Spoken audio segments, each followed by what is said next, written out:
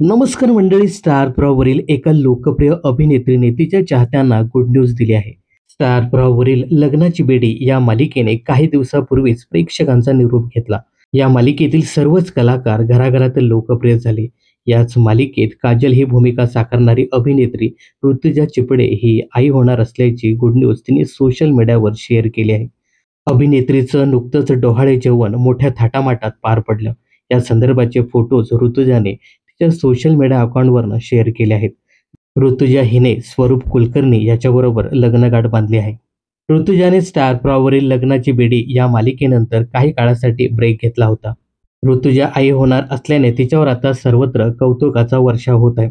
ऋतुजाच्या कामाबद्दल सांगायचं झालं तर तिने या अगोदर झी मराठीवरील यशोदा या मालिकेत नर्मदा हे प्रमुख पात्र साकारलं होतं. यासोबतच ती सुंदरी, बायको हवी अशी, सुखी माणसाचा सदरा, हिमालयाची सावली अशा काही मालिकांमध्ये महत्त्वपूर्ण भूमिका साकारल्या आहेत.